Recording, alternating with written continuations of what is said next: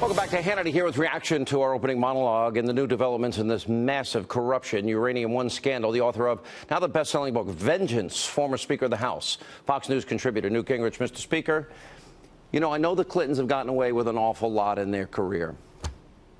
20% of the foundational material for nuclear weapons.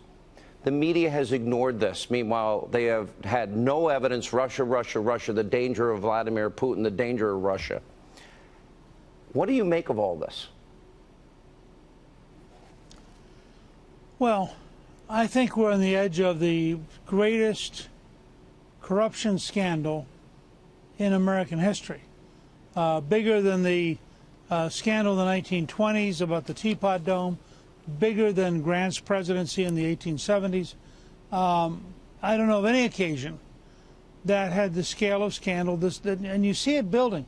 You watch Mueller, who I've been very critical of, but to his credit, he's now following the Podesta family into their relation with foreigners.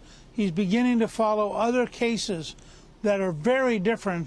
I mean, you know, the great irony here, Sean, may be that the one person who comes out of this totally exonerated is Donald J. Trump, and that the people who did all the attacking, I mean, you have to ask yourself, think back to this. You're Hillary Clinton and Bill Clinton. It's election night. You've lost. You're John Podesta. You know that Podesta Associates has been doing work for the Russians and the Ukrainians. How do you have the chutzpah to decide that it's the Russians who elected Trump? I mean, why did they have no sense of vulnerability that once they opened this, it was just going to get sicker and sicker? And I'll tell you, just mark this for tonight.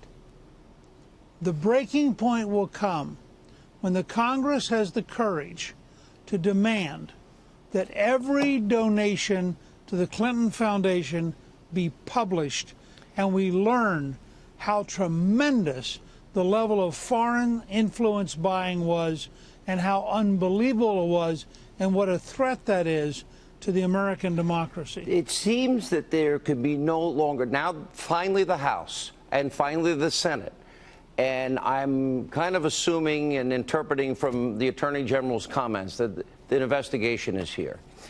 But I think you're right in this sense. I think this has moved way beyond Trump-Russia collusion.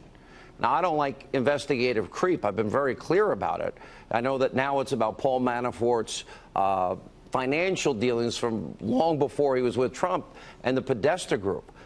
But I can't think of a single circumstance ever to give 20% of uranium. Now that we follow the money, and now that we see Bill gets double his speaking fee, and he wanted to meet with the nuclear officials, and he met with Putin, and in his speech supported the Uranium One deal, and his wife had to sign off on this. And then all the Canadians that were involved in the deal kicked back $145 million of the foundation. I'm sorry, Mr. Speaker, this is a sellout of American national security. Oh, yeah. At the highest level. Look, everything the average American has believed about corruption in Washington is about to be validated. Alan Guelzo, who is a great historian at Gettysburg College, wrote me recently that by the time this is all out, every other presidential scandal in American history will look trivial, that this is the most corrupt, the most unbelievably unlawful administration in American history. The Clintons are only a part of this. Wait till you get to Attorney General Lynch. Wait till you get to her predecessor. Wait till you get to Samantha Powers at the UN. This is just going to keep on rolling. And I think we're going to look back a year or two from now, and we're going to be stunned at the dishonesty and the bankruptcy of the Obama administration, of which the you know, if you will, the apex is the Clinton team. And I have a very simple challenge for the Congress.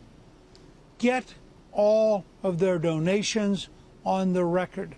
When you go to the Canadian Clinton Foundation, which didn't have to report, very clever legal gimmick, one last thing, but wrong, you start taking these apart. It's horrendous. Follow that, and also lift the NDA. And apparently there are tapes, there are emails. Let me just go through the mountain of evidence that they have. The FBI had in 2009 documents, emails, they have the financial records, they have eyewitnesses, and they had someone infiltrate. Right. And they knew crimes were being committed. They knew then. That raises questions about Mueller, too, but I've got a break. Stay right there. We're going to stay with you. We'll come back. When we come back,